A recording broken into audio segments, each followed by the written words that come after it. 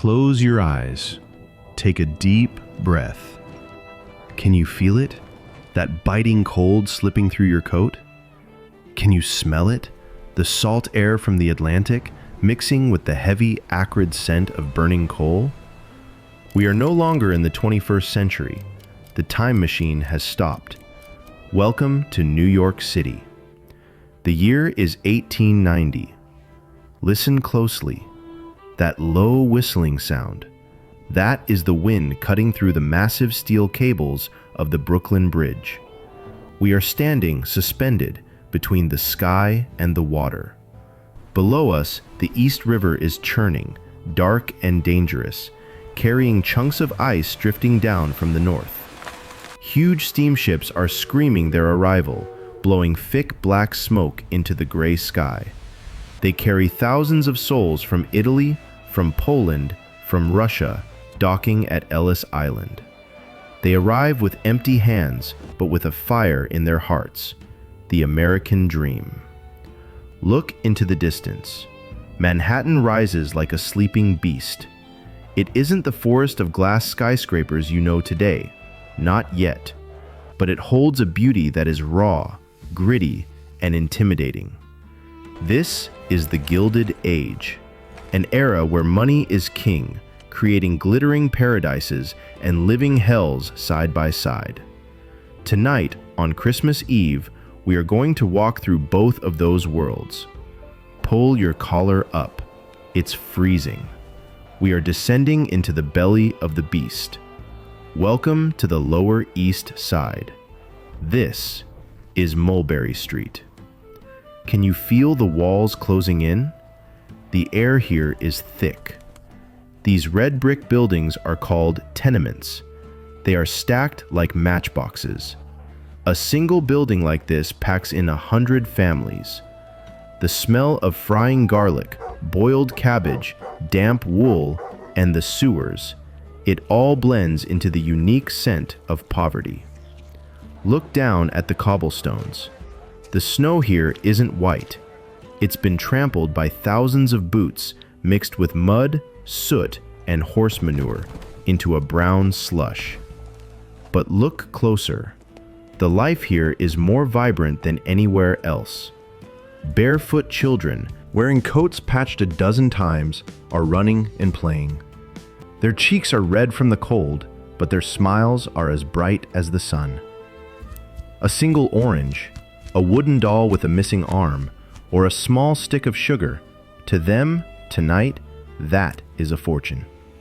Peddlers are shouting their wares beside creaking wooden carts.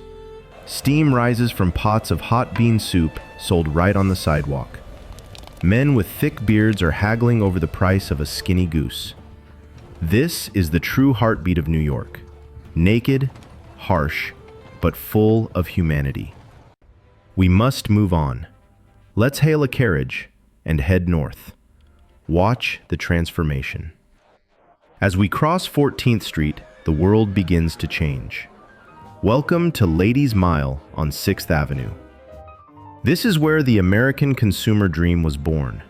The world's first giant department stores have risen here. Look at those glass display windows. Brilliant.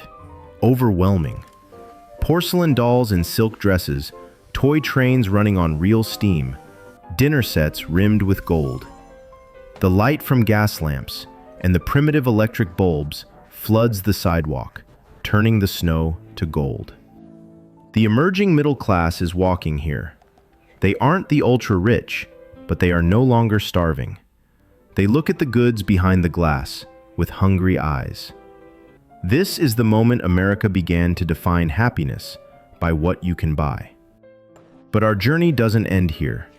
Let's keep going north. The noise of the market, the distant train whistles, they fade away, replaced by the rhythmic clatter of hooves on a street that has been swept clean of snow. We have arrived at 5th Avenue, the sanctuary of the super rich. The silence here is expensive. It's almost intimidating compared to the chaos downtown.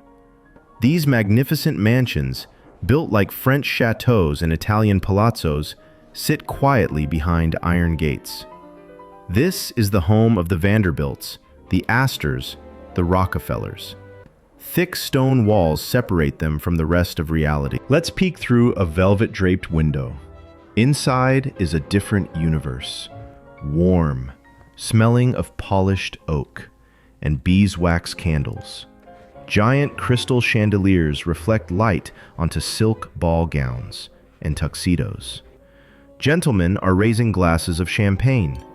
The fireplace is roaring, the crackle of wood blending with the soft melody of a grand piano. Here, Christmas is a performance of power. Gilded carriages are lined up along the avenue.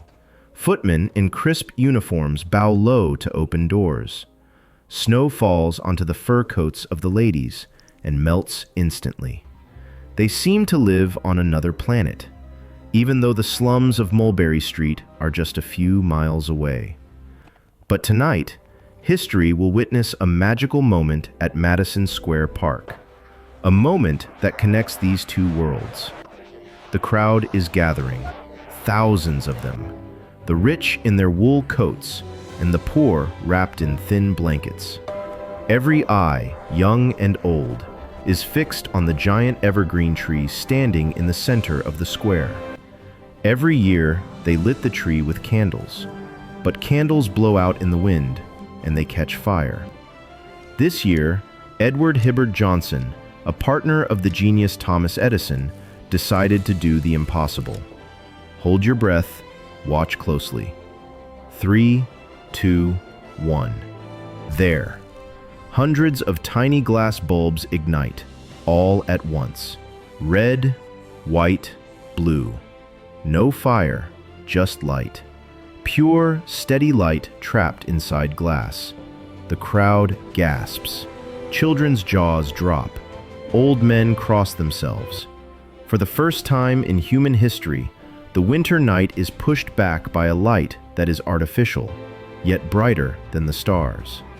That light reflects in everyone's eyes. In that moment, the line between rich and poor seems to blur. The electric light doesn't care who you are.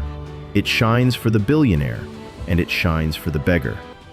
It is the dawn of the 20th century, the century of electricity, the century of speed. The snow is falling harder now. Thick flakes cover the shoulders of the dock workers and the silk top hats of the bankers. Under this white blanket, the city becomes strangely equal. As the bells of Trinity Church ring out midnight, we must leave. Look back at New York one last time.